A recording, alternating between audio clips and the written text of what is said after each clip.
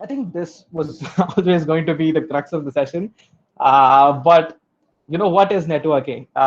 We're just diving into pretty serious stuff. Let's forget all the marketing and the sales that we just did before. Let's get into the session for the day itself, right? And I think obviously the answer is pretty simple. It's pretty self-explanatory as well. Everybody knows what networking means. It's having so many connections. And what is connections? How do you break that down, right? If you can't quantify very abstract things that you can only experience to its very basic level, then you're not really good at it. That's the very simple truth, right? So I think for me, at least, I would like to think that I am decent at networking, and I've dabbed with a lot of things related to that, and I managed to scale my LinkedIn to a decent level in the past 1 year or so, close to 8,500 followers or whatever, while I was still a student. So I think I've learned a couple of things here and there, and I wanted to put something together so that you guys have some amazing takeaways. So take your pens, take your notes, and just write down whatever you can see. Hopefully, this will be of some help to you. So when people say, why is it so important to network? I often tell them this one statement that you see at the very end, right? It is the single biggest professional advantage that anyone could ever ask for. And when I essentially say that, imagine a scenario like this, right? You apply to a position in a company, let's say a very competitive company, a space company for that matter, and let's say 1,000 other people also apply to the same company. Let's say you're somewhere on the top level, right? You have a very great CV, you have a very great profile, you have very great academics, all that is covered. You have amazing skill set as well, you have amazing experience. But the point is, you have to be able to accept that 100 other people are also going to have the same level of expertise and skill set, if not more, who are going to apply for the same position anywhere, right? So what is really going to differentiate, or what could potentially differentiate your chances or differentiate you from the rest of the crowd? Well, that's obviously personal references. This is something that I've experienced, and I hope most of you have experienced in your lives as well. Which is exactly why sometimes universities also tend to ask for letter of recommendations, and every time their own university alumni recommends a person, they consider that, or they give that a huge priority, because they know that if someone of their own is recommending, then obviously their repertoire is at jeopardy. So they don't want to essentially sacrifice that, right? So the general idea, the consensus that people have, and one of their own recommends, is that they must be good. So just simply knowing somebody, just the fact that you know somebody somewhere in some corner of the world wherein you don't even know, can create unreal possibilities for you. And that's the essential power of networking. And I personally believe that this is something that every student, irrespective of whatever discipline, every professional, or every graduate, irrespective of whatever their discipline is, must try to do. You don't have to essentially just develop your skill set in terms of whatever technical things you do. You're great at designing, fine, you can be really great at designing, but again, there'll be 1,000 other people who are also great at designing, right? The world is such a big place. So what is going to really differentiate you? Just the fact that you know somebody at the right time and at the right place. So nothing is going to propel you as much. And this is something that has come out of me uh, from a personal experience as well. Of course, I'm trying to bring that, and I have a lots of stories coming up. So you guys might want to look up to that.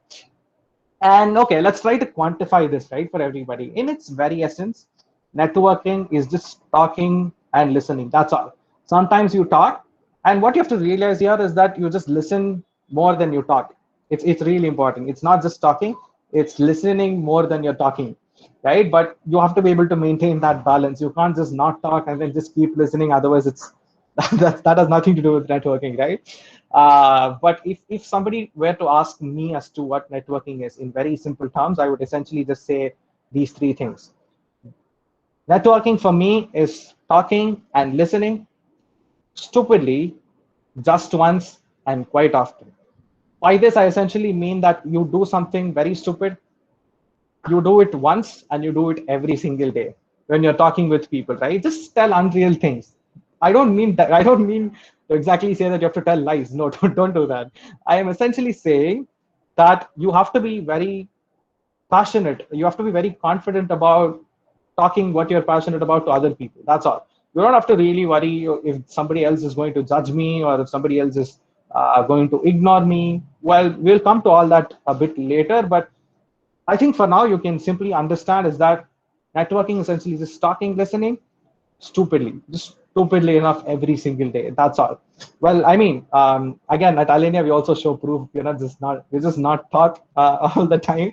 So again, we have lots of interesting stories coming about to prove this, and I think we will get into one now. So if you don't actually believe that this is what networking is, then have a look at this, right? So this was uh, Alenia's previous venture, wherein we tried to create India's version of Shark Tank. Shark Tank essentially is an American television show wherein lots of investors meet with lots of high-class startups, and then they try to invest some money in it. We wanted to be able to create a platform like that for Indian startups in order to enable the growth ecosystem here. Of course, India is the third largest or the second largest startup ecosystem in the entire world, only after US. So there is probably the biggest potential out of the entire world, in terms of startups and entrepreneurship. And we thought, okay, let's capitalize on that and try to do something unreal. And that's how we started. And so this is an email that I had sent to Sundar Pichai, who is the CEO of Google. Well, I really wish I could look at your faces right now. You must be thinking, who is this stupid guy? So, okay, this is the email that I wrote to Sundar Pichai. Of course, don't ask me how I know his email ID and all that. I just know there are a lot of gimmicks and tricks that you tend to learn as you do things, and it's really easy to get people's contacts and emails. You have to do a lot of research, but once you get the knack of it, it's very easy. So this is the email that I had sent to him. I just said that, look, you know what, this is Nitish, I'm from Chennai, and I made a very, what is this called? Yeah, it's called a subject. Yeah, I made a very wonderful subject, India's Shark Tank and all that. It's a lot of hyping up, but the point that you have to realize is that the first two lines of your email is essentially the most important in your entire email. That's all. The subject and the first two lines, because when somebody opens up the email on their phone, right, all they can see is a preview of what the email is about, and the preview is only going to show the first two lines. So if you don't fail to capitalize on that, then your email is as good as lost. That's all. They simply won't open this, right? This is something really stupid that I tried to do. I mailed the CEO of Google. And moving on, well, you will know why. So this is what happened, right? And remember what I said. I essentially said that you have to be networking. Essentially, is to just talk and listen very, very stupidly. That's all. So I did a really stupid thing without any hopes or anything, and this is what I got. I mean, Sundar Pichai did not reply back, but guess who did? The vice president of Google. Thank you, Nitish, for reaching out. It's a terrific idea. I'm glad you will be launching this, and I will pass this on because he had a lot of other engagements. Obviously, that was a no, but nevertheless, getting a reply from somebody like him was the biggest compliment that we could get, biggest boost that we could get when we were a very hard place trying so many things, trying to do unreal things. Right? He's the CEO of Sequoia India, so that's him replying back to us in a very cool manner. And I followed up and I spoke with him a bit later as well. And guess what? That's a connection for me to have, and that's the whole point. That's the whole fact that you have to understand. Of course, I'm also going to embarrass myself in quite a while, with the emails I've sent and unreal things that I've tried to do. But networking is essentially just this. You start with people who are next to you. That's all. But once you reach a level, you try and do unreal things. So be stupid. In talking to people, you never know what is going to happen. That was one example, right? Let's move on. Let's see what is happening. Who I emailed. So it's the Prime Minister of India. I sent him a LinkedIn email. I just hope that he has some sort of an education wing, and that would at least open up this, and they will get back. But you know what? I already know that nothing was going to happen while I was sending this. And guess what happened? Nothing happened. Don't worry. Obviously, he was not going to reply. So, yeah, I was just simply building things up. But nevertheless, the point that I'm trying to say here is that sometimes things work and sometimes they flop out. That's all. And you can't do anything about it. You can't really say, you know what, I'm not motivated enough, or nobody's replying, dude. That's basically it, and I just want to, call it a day. Well, if you do that, then you're only going to go so far. So unrelentlessly try to contact or network or talk to people, do unreal things, and just hope for the best. And I mean, hope for the worst and do the best. I mean, that's also one way of putting things, but yes. So you have to have realistic expectations and do unreal things. Well, I did not get any reply or anything, so don't worry. But this happened a while later, right? So, of course, most of you know what IIST is. IIST is the Indian Institute of Space Science and Technology, which is the most probably advanced institute, or probably the most revered institute for space, especially in India. It is an ISRO run university. ISRO is the Indian Space Research Organization for people who are coming from outside. Out of nowhere, I get this email on LinkedIn, and I genuinely did not know how to react. Right? What are you supposed to think? You just come to your room after a very tiring day, with lots of boring classes and all that, and then you just sit with a fresh cup of tea and open your LinkedIn, and the first message you see is this. Now, how cool is that, right? At least I only ended up laughing the moment I looked at it, right? So I will tell you why I did that, but I will also tell you as to how this essentially, came to happen.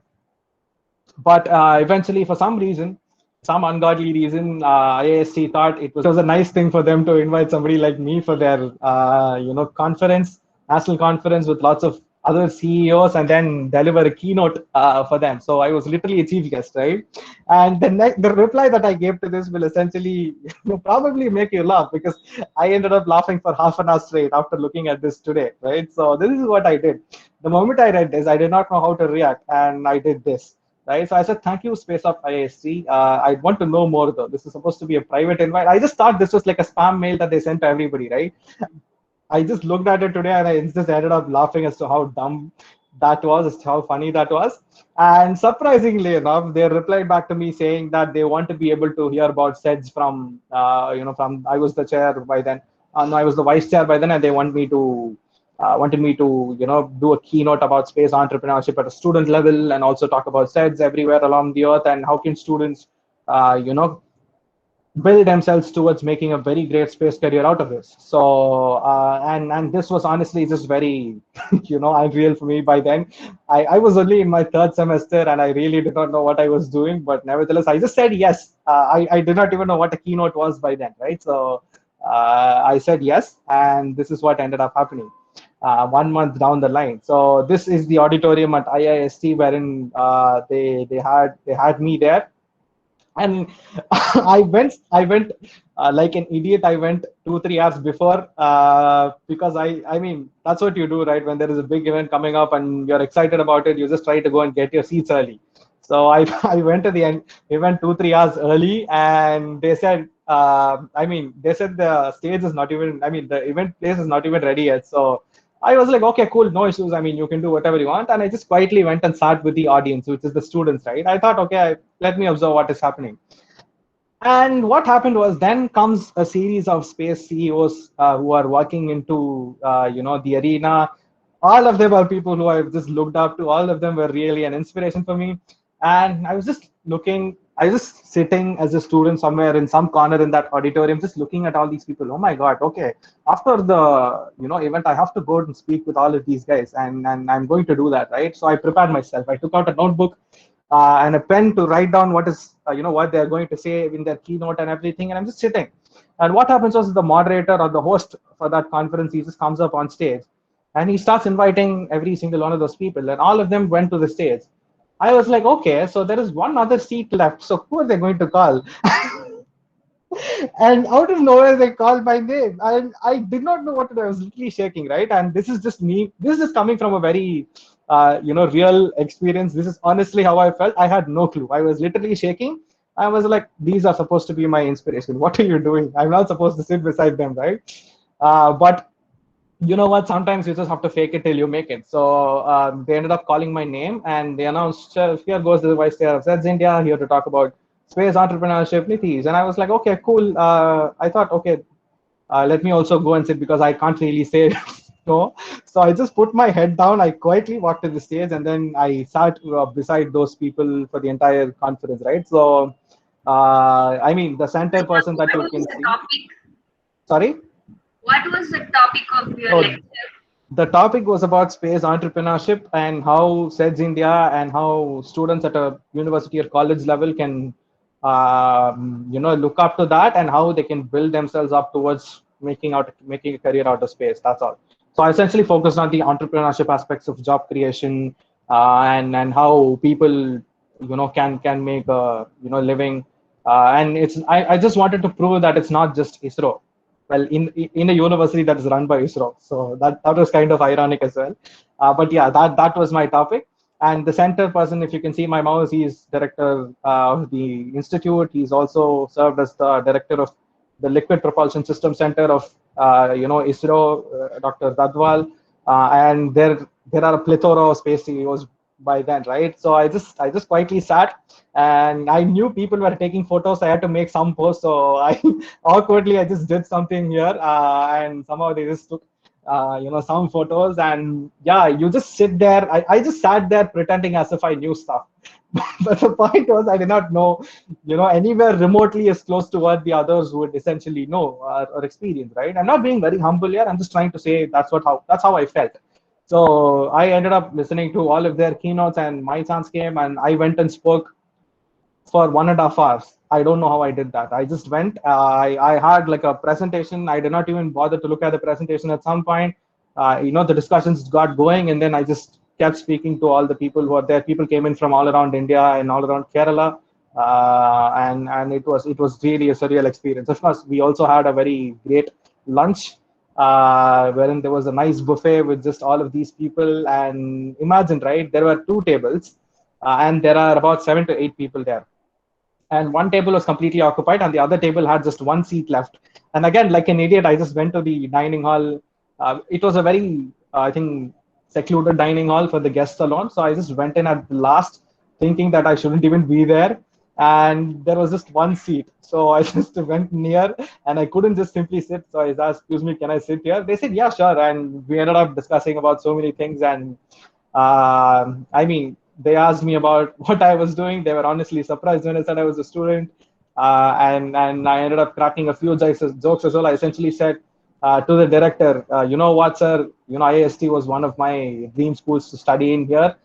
He asked what happened. Yes, sir. So I one day looked at the website of IIST, and it essentially said JEE Advanced, you have to be qualified in order to get there. So I said, thank you so much. So he also laughed, and it was an amazing afternoon. And that was my first real exposure to the actual domain, the fancy stuff and the hard stuff that people experience, right? And that's exactly what happened. And I was genuinely clueless, coming from some experience like that. Why did this happen, and how did this happen in the first place, right? It's really important to understand, so that you can possibly just extrapolate that into further networking or further doing anything. And I think I had to stay there for a night. And that night we had a very nice dinner. But I said no, I'm not going to come. And instead, what I did was I just ended up walking around the campus, and I met with around 30, 40 people from the university, students studying there. I just asked them and got to know about how the culture is there. And I sat with them, for a dinner. And it was really nice. And I asked the organizer. She was a girl. She was the one who had invited me. And I asked her, why did you invite me? And she said, I've been following CEDS for quite a while, and I typed just CEDS and space networking in LinkedIn, and yours was the first name that popped up. So I just looked at your profile, and I thought it'd be really great to invite you. So we ended up inviting. And that's exactly when I realized the power of LinkedIn, a power of tool, and the power of the concept that is just networking, right? It all was the result of just doing stupid things. At the end of the day, that's exactly what I did. You know what I did when I was in my first year, when I just created the account? Somebody else had to create for me, because I did not even know that such a tool existed. So I just obviously, when you're starting, you won't have too many connections, so that the influx of networking or the connection requests are very low, and you only tend to connect with people who right? So the first couple of weeks was very cool. I just ended up connecting with all of the people, or at least all of the people who I could find were from my university. I just gave them connection requests, and most of them accepted. And slowly, my network grew from 10 to 150 in the first week, right? And in the 150 people that were there, 50 were from space. And I am also, my background is aerospace engineering, right? So let's just say that I was by then looking to do something in the space industry in the future. So I thought, okay, it makes sense. So what I did was I essentially went into all of their profiles of my seniors and all that. And whoever I could find inside their profile, I just gave a connection request as well. So I spent half an hour every single day just clicking the button, connect. I think I sometimes I just press the connect button for 100 times in a row. Everything that I could find. And of course, I think there is a limit to how many number of people you can connect in one day, but I made it a ritual, right? I made it a ritual to do the same thing. And probably in 2 months' time, my network grew from 150 to 1,000. And I crossed the 1,000 mark. And then it was, oh my God, I know 1,000 people. Well, I don't even know those 1,000 people, but I have the potential to reach out to those 1,000 people if at all I require something. And that concept was really, really interesting to me, right? So what I did was I just made it a ritual. Every day I just used to do that. I just give connect. And I don't care what their profile looks like. Most of the times people don't care. If you give a connection request, it is a spur of the moment thing for them. They just look at your request. They don't go to your profile and all that. Only incredibly specific or high class people do. Otherwise, most of them are pretty happy about just accepting your connection request because they also would like to have a variety of network, a variety of domains being covered within their arsenal. So that was how things work. So don't be afraid to just give connection request to anybody and everybody. And what happened was the moment my network grew to 1,000, LinkedIn started suggesting all space high level contacts to me because most of my connections are from the aerospace industry. So the algorithm kind of picks up that, okay, you are trying to do something with the space industry. And then you get into the industry people, and then you get into the CEOs and all those levels, right? And then you tend to connect. So sometimes it works, sometimes it doesn't. Well, on an average, if you give a connection request to 100 people, 20 people accept, 80 people don't accept, they reject. But that's how life is, right? That's how everything's work. In terms of getting an opportunity or whatever, you just have to try. You just have to keep trying without, unapologetically. So that was how I realized that I got that opportunity. It is to this date, it is pretty surreal when I think about it, right? And yeah, I mean, I just thought, what were the reason for that, and I wrote down everything in a journal just so I just remember all those things again. So I mean, my takeaways are pretty simple. I spend 20 minutes with LinkedIn every day without fail. I message at least 10 people every week about random things that interest me. I go look at their profile. I look at what they are doing, and I just tell them, you know what, I'm also a space engineering student studying in India, and I found this post that you had made about what you're working on. It sounds pretty cool. So can you tell me a little bit more about this? I would like to know this. I would like to know that. You message 10 people, one reply, two people reply, and that's all you're going to get. But you have to be pretty happy with it and just have to move on, right? You just keep doing that over and over again until you reach a threshold, and then things starts to blow up, right? So I mean, I exploited the connection limit per day every single day, which means I just gave connect, and I hit the connect button so many times. LinkedIn said, you're a power searcher, you're not supposed to connect more people in one day than this. So that's there. And I also started making some posts about things, and I realized very soon that there is no point in trying to just post something that is an information, that people could find online. Don't try to dump people with information when they're trying to spend their quality time with you. What can people learn about you that only you can say, only you can convey? That is going to be the real value proposition for them to look at your post and to follow you, right? If you post just something about an ISRO mission and say, this rocket is going to do this, that, blah, blah, blah. So, be sure you catch up to that. People already know that. People in the industry already know that, or they would have heard from 100 other sources about the same thing, right? But that does not give them, even if they did not know about that, that does not give them enough reason to follow you. That does not give them enough value to stick with you, right? But the moment you talk about your passion of space and you try and relate that with a mission that is happening, then people would know that, what, that's a perspective that I did not know. That is not an information, that is more than an information, right? And that is when I realized that, what, I mean, you have to make posts that genuinely mean something to you. Only then people are going to follow you. Only then you're going to develop traction, right? And I ended up making posts that only mean something to me. Sometime if it was an event or something of that sort, I just posted, as such. So no stress there. It has to be a very good mixture, because you can't keep making posts that only mean to you. But you have to make sure that the majority of what you post on a platform like that, has a personal touch to it. And yes, and again, you just essentially think about what value you can create for the 30 seconds your readers would spend on you. Again, the first two lines in every post is very, very important. The first two lines in every message is very, very important. So just make sure that you keep that in your mind. And I just imagined myself, how can I teach networking to a bunch of people, who who have not reaped the benefits of, of an abstract concept like networking. And I essentially thought about this and I said, you know what? It is one going to be the stories that I'm going to tell them so that they can keep that in their mind. I could have made, 10 posts, 10 slides about how to write an email. Initially I just wanted to do that, but I said, you know what? That's not Alenia space. We talk stories, right? We tell stories. We want it to be experiential. So I ended up just doing this. And I asked that question to myself, how can I teach? How can people really, grasp the concept that is networking? And I think it's it would be more relatable for you if you connect, or if you tend to connect with somebody who started from your stage essentially. And that just being me. I was also a student, I'm still a student, but I had some start and it took me somewhere. And I essentially wanted to tell you that because then that you can also start somewhere and do things, right? So the point is, how do you start? Well, the only thing that I say every time people ask me this question is that you start by asking and not thinking. Just don't think, or don't overthink anything.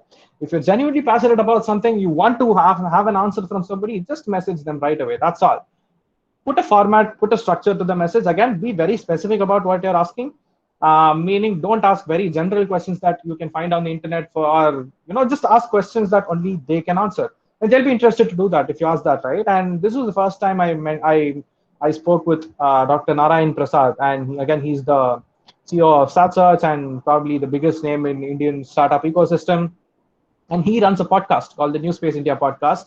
It is one of the most revered podcasts in the world about space. He has lots of people coming in from every single corner of the domain, and speaking very high level people. And I think every episode of that costs around 25,000 rupees. In order to the podcast makers pay him 25,000 rupees every episode just to do that episode. It's a sponsored podcast. You can find it on Spotify or wherever. And I used to follow that, right? And that's how I somehow related my ability to speak with people, my no, I shouldn't say the ability necessarily, but my interest to speak with people and then learn new things and explore things, that's somehow related to podcasting. And I just wanted to have him on my podcast one day, right?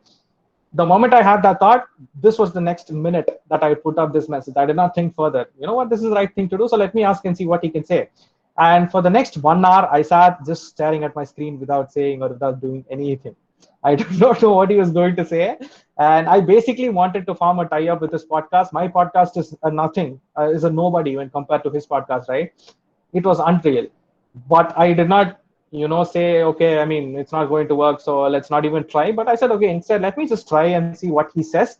Maybe there is some learning for me there. So I just essentially ended up messaging. I invited him on my podcast, and I also said, you know what, can we do a collaboration together with New Space India podcast or whatever, right? And I essentially offered to in turn edit his video and shoot his podcast for him for the 3 or 4 episodes that he would give me connections with.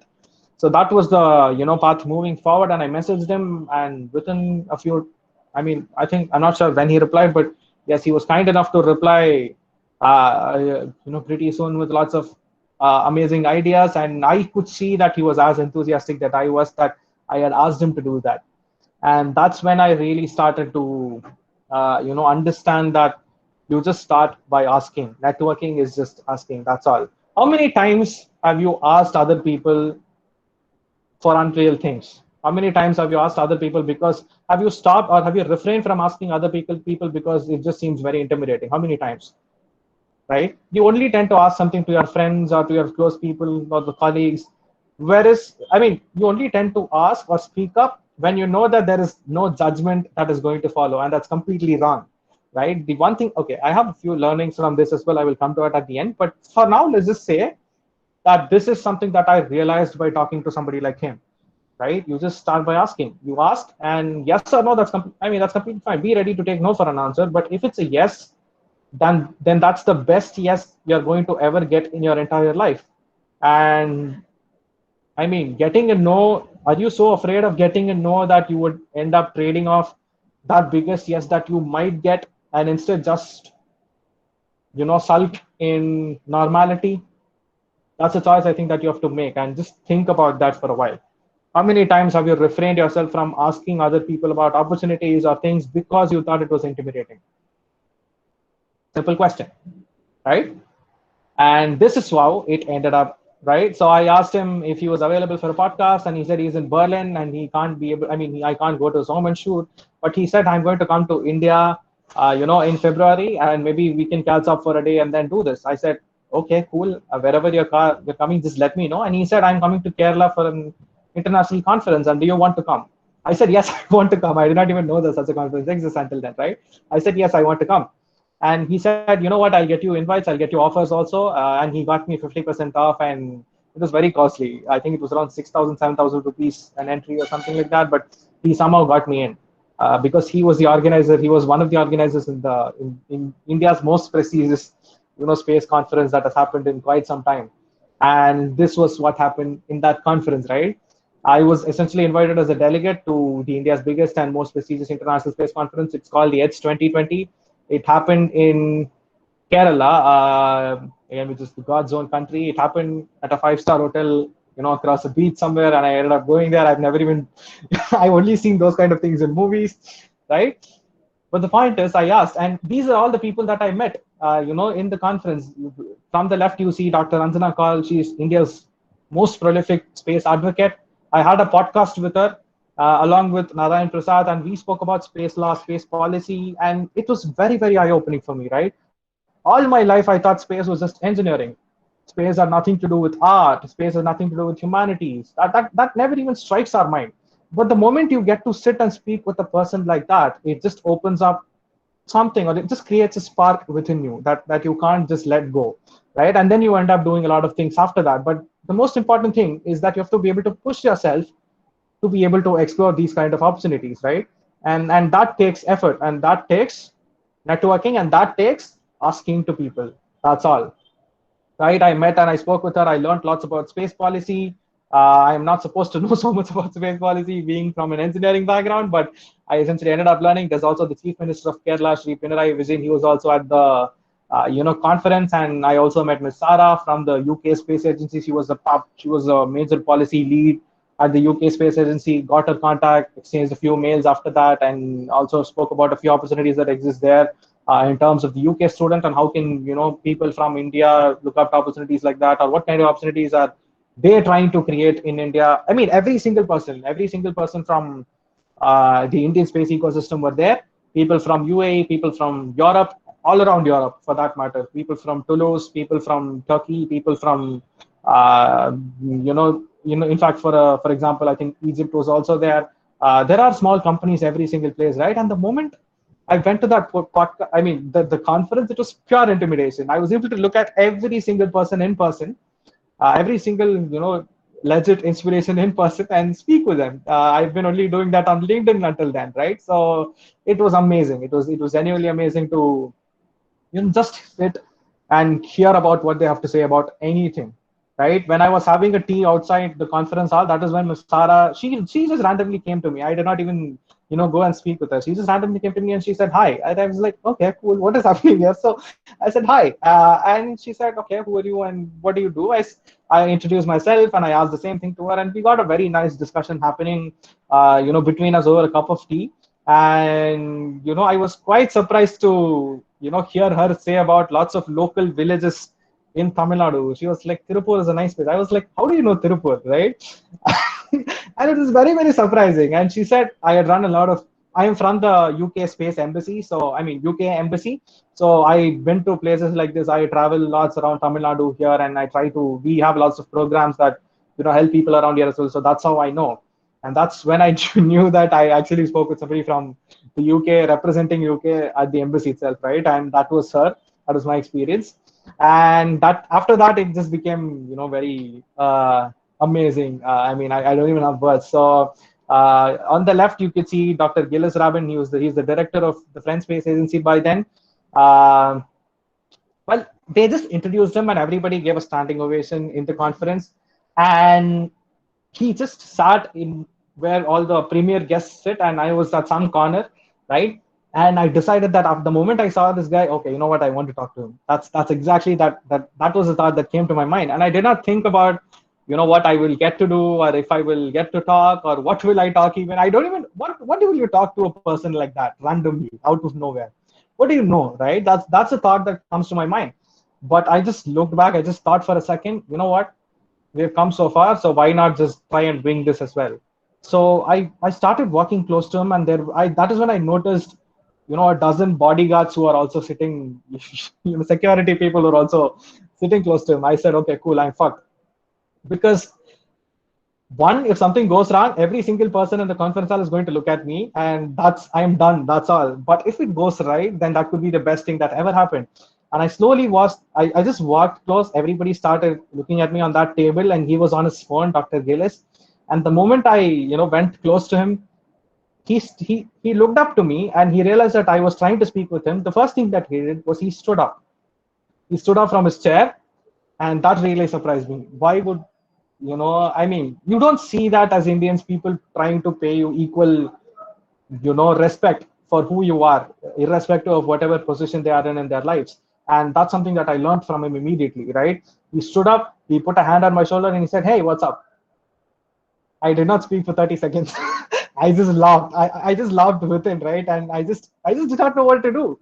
And I just ended up blabbering something for the next 1 minute. He very patiently listened, and something got into me. You know what? Let's try and do a little bit more here. Let's try and perform some stunt.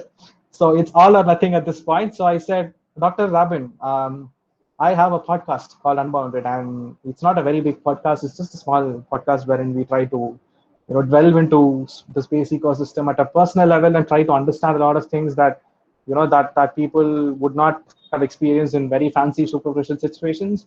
So would you be interested to do an episode with me? The immediate next moment he said, yeah, sure, when are you free tomorrow? I mean, let's meet up and do. I was like, okay, cool. And he said, does 8 a.m. sound fine? I said, cool, 8 a.m. sounds fine. And I was there at 7:55, and I went exactly to him at 8 a.m. He was again sitting with all his bodyguards, and the moment I went close, he stood up and he said, oh, come, let's go, let's find a place and let's do it. And we spent the next 15 30 minutes, around 30 minutes, setting up things, and then speaking about, the ecosystem in France and the space ecosystem in India, and why the French ecosystem is looking up to the startup ecosystem in India, and what they really love about, our own country, and what we can learn from their own country, the student strength and all that. And it was the best thing that has ever happened. And moving forward, I also did try to do the same thing. The next person you see is Dr. Daniel Baker. He's the director of LASP. LASP is the Laboratory for Atmospheric and Space Physics. All the astrophysics, astronomy people here, this is probably the epitome of, some of the cool missions that NASA does, exploring outer planets and all that. So he's the director of LASP at NASA. And I went to him. I did the same thing. The first thing he did was again shake his hands with me, and then and we just spoke, and he was like, okay, let's take a photo, come on. He said that. I was like, okay, cool, let's do that, right? And we ended up taking a photo. I exchanged contacts with him, and I'll tell you what happened after that, right? I just came back to my place, and I got an opportunity to work with Team Indus, which is probably one of the biggest or nicest space startups in India. And I got an opportunity to work on a payload for Moon. And obviously, there were some questions revolving around that payload. We had to make a nice proposal, and who's going to support us on the engineering front and all that. And that is when it struck me, oh my God, I know this guy. So let me just mail him, right? And I mailed him, and he connected me with the Satellite Research Center at the Nanyang Technological University, which is the NTU. I got to meet with the director of NTU by then, through him. He's Dr. Amal Chandran. Also, we had a wonderful call with him at some point, and just the perspective, just the insights that they could give. Nobody else can do that, right? And this was an experience of a lifetime that just opened up so many opportunities. And I also did a podcast with Mr. Tom Stigart. He's the CEO of Berlin Space Technologies at Berlin. For all the people from Europe here, we also tend to cover that part of space. Just speaking about, again, the space ecosystem in Berlin and what they do. They manufacture small satellites, and they have a partnership here with a company called Azista Industries, and they are a huge scale satellite manufacturers, at least in India. They've set up a plant, and they're working in tandem. It was all things that I did not know before, that was not available on the internet before.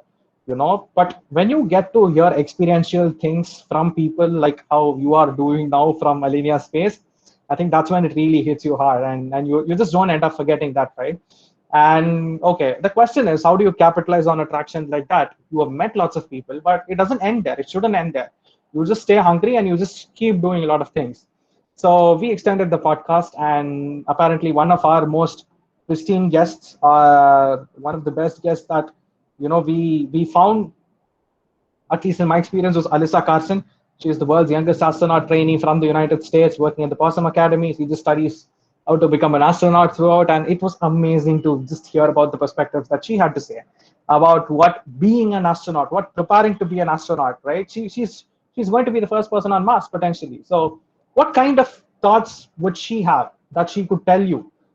Is it really possible for you to understand or know all that from the internet, from anywhere? Only she can tell all that, right?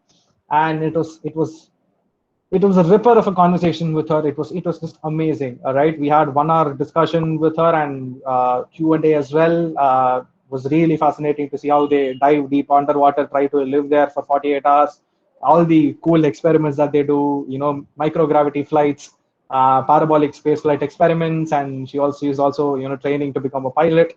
So all that was really fascinating. And you know what, we are also about entrepreneurship, because I that's a passion of mine. So we extended again the podcast. We tried to connect with a lot of people, because of the previous venture that we also had at Alenia. And we had lots of space startup CEOs. Again, you see Bharat, who's the CEO of Skyroot Aerospace, Srinath Ravichandran, CEO of Agnikul Cosmos. Both are probably the most leading rocket space startups in India. How cool is that, right? One guy 3D prints, the other guy makes amazing, rockets from scratch, and just the perspective again to get from people like them. What do they have to, say about a lot of things? Srinath, when I heard this, I was just genuinely fascinated. Right? He was studying financial engineering at Columbia in New York when he decided that all he wanted to do was study space. So he decided to quit whatever he was doing at Columbia. He came back to India. He decided to do a rocket startup for some reason, right? And that rocket startup, I think they're probably very well funded now, probably one of the biggest upcoming space startups of India. They're for some reason they chose let's 3D print rockets, and they're some way close to achieving all that. And it was just amazing. And you can also see the investors, Mahesh Murthy, Vishwas Rajaram. Some of them are amazing deep tech investors, artificial intelligence, machine learning. They've invested in companies like that. Mahesh Murthy invested in Redbus and other billion-dollar startups, unicorns in India. So again, you also have NP, and I also had somebody from Team Indus join, and so it was a mixture of the CEOs and the investors. So what would I just got a thought? I mean, how would the conversations go if we club both of them together on a panel and ask very interesting questions? So that podcast is also up on YouTube if you want to go and check that out. But that was an amazing experience, right? So the point here is that you capitalize. You essentially capitalize on the traction that you get. You don't let go of all this. How did this again start? It started by just one small. It started because I chose to ask something very small on LinkedIn to a random person who was, by the way, very intimidating when I was initially starting to speak, because he was one of my inspirations, right?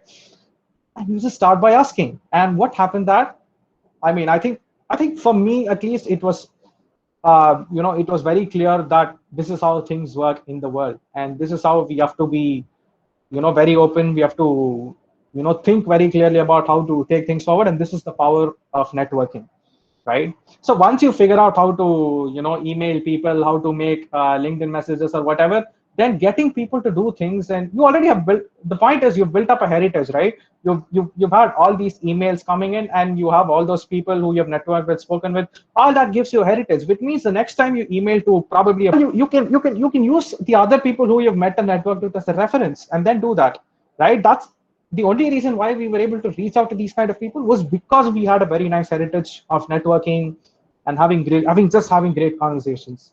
So these were my main takeaways from just trying to capitalize on the networking aspects, right? You have to realize that in your 20s, probably throughout your life, throughout your professional career or whatever, your network is essentially your net worth, because it doesn't matter how much you earn, you can't make certain things happen without somebody helping you, right? Network is a network, and you never know what kind of opportunities and possibilities will open up if you just ask people. That's all you have to do, right? Just ask. Don't refrain because they're intimidating or whatever. Just take up your phone, write a message, send, and do your work. Do whatever you've been doing. Just feel bad later. Find out time to feel bad later, right? For that moment, just stay in the moment. Write a message, just get it done. That's all. You don't ask, the answer is always no. That's something that I've learned as well. Again, this is also something that I came across at a very nice Steve Jobs video that's out there. Steve Jobs speaks about his experience working with Hewlett and Packard. When he was a school student, he was building a transistor essentially, right? He was building, I think, a frequency counter of some sort. He did not have a spare part to complete the project. So out of all the people he could ask to, he just messaged, or he wrote an email to the CEO of Hewlett and Packard, which is today's HP. By then, dear CEO of HP, I am doing this frequency counter project in my school. Can you help me with finding this spare part, right? And hilariously enough, the CEO replied. In fact, what he did was he ended up giving an internship opportunity for Steve Jobs to work at HP's factory precisely to build a frequency counter. And imagine the kind of insights that he would have gotten simply because he asked, right? And then Steve Jobs says, the only reason I got that opportunity was I decided to take up my phone, type the number without thinking anything, call the person and ask. That's all. Right. And he said, I also tried to reciprocate this when people asked me for an intern at Apple or something directly, I ended up giving it to them. And it actually happened. Right. So just never underestimate that. And people who are afraid to ask things you have to realize that whoever you're afraid of right now to ask things, they are such an insignificant part of your life. You're not even going to meet with them or speak with them again if they say no. Then why do you have to worry so much? Do you think they really have time to fight with you because you ask something that doesn't deserve their time? No, they don't care. Either they care or they don't. If they don't, well, you have somebody else to try for. And if they do, that's the best thing that's ever going to happen to you, right? Just look at things from this perspective. And just don't worry about judgment or anything that would come. Do things and then worry later. Find out time to worry later. Well, making things happen very quick is essentially a superpower in your professional environment. And that's something that only comes with a very strong network. Also something that I've realized, a lot of people have amazing skills, but the moment you plan an event, you want a chief guest, nobody can reach out to somebody, that's on that level. But all you have to do is just take your phone and send a WhatsApp message. That's all. You have a chief guest for that, right? And that's a superpower. You can make unreal things happen. And that's the essence of networking. And small habits, again, can make unreal things happen. When I say small habits, I essentially mean spend 20 minutes on LinkedIn every day doing stupid things. That's all. Just hit the connect button as many times as you can in a day for 20 minutes, right? And see what happens probably 6 months from there, right? I essentially showed what happened, at least for me, right? There is no reason why the same thing can't happen to you if you do the same thing, right? And I'm not saying that where I am at is in a very great position and all that. I am still a student, right? I'm still trying to do a lot of things. I'm still trying to find out my way. But these are some unreal experiences that have happened to me, right? And I just wanted to share that, and you take away whatever learnings you want from it. That's all. And ask first, and then think later. Don't overthink things. Ask first, and then think if it were really stupid of you to ask that or not, right? And say yes to things. I did not even know what a keynote was. I said yes to coming to a conference as a speaker, and then I figured out how to speak, how to deliver a presentation, what should be present inside a keynote and all that. So say yes to things, and then trust in yourself to figure that out later. That's all. And don't complain about opportunities. You have every resource in the world that you can think of to create opportunities for yourself, to create opportunities for others around you. So never complain. Space is the domain of infinite possibilities. There may not be opportunities that are readily available, but that can only mean that there are infinite possibilities for you to create opportunities that could help other people, because a lot of people are looking for opportunities, right? So we hope that through this program, you guys have also learned about creating opportunities and the importance of just not complaining. Don't complain. It's very bad. Nobody likes complaining, right? And genuinely be grateful for wherever you are right now. We live in very tough times, and the kind of opportunities, again, this also relates to the complaining aspect. Don't complain that, see, you have the privilege of eating 3 square meals a day. Then you have the privilege of using internet 24/7. Then you don't really have any, you don't really deserve the right to complain about opportunities not being existent, right? So just don't create, just be grateful for the living that you have now. You're living under a very safe roof, with internet that can open up the entire world to you. That's all. And again, understand this wherever you go in your life, whatever you do. This basically came from the people I've met and spoken with. You will be feared for your mind and respected for your heart. It's not the other way around, right? So it's really important that you understand this as well. Always stay humble. It doesn't matter where you go, what you do, who you network with, who you speak with. Most of the CEOs came and sat beside me. I was a student, I was a nobody, right? And they started initiating conversations with me. And there is a reason as to why everybody has that trait, because that trait is exactly what it takes for a normal human being to attain that level of stature. That's all, right? And that is how to essentially go about networking. And these were all my takeaways from whatever little experiences that I had at my own level in my own small world. So whatever you want to take out of it, it's completely up to you. And finally, to conclude, well, we've come to the end of this session. It was the last session officially for this course. And he's the, I wanted to include this because I again ended up laughing so much after I got this message, right? I sent him the podcast episode after we are done. And for some reason, he had to put this emoji before he started speaking with me. And then he said, you have to come and visit CNES sometime. You know what? When you're coming to France, just let me know. I will invite you to CNES. That's what he told. After that, we had a lot of conversation happening as well. He sometimes messages me to ask if everything is fine in India, or how is the COVID situation. At least when France went into lockdown and it was badly hit, he put up a message saying that, and we had a small conversation happening there as well. But well, I technically shouldn't be showing all this, but again, this is what we do, right? We're not afraid to tell you what's real. We're not afraid to tell you how the real world works. So you can be intimidated as all you want. You can be as intimidated as you want, trying to even speak with a person like the director of the French space agency. But when you end up connecting, when you end up trying to do unreal things, look at how he's speaking with me, right? That, I think that's more than proof enough for you to, that should be more than proof enough for you to, come out of whatever little bubble you formed yourself inside your brain, and make sure that you start from scratch at least now. You're still young. You still have so many possibilities. The world is waiting for you to do your own thing, right? So it's never too late. So I think with that, ladies and gentlemen, was Aerospace 101.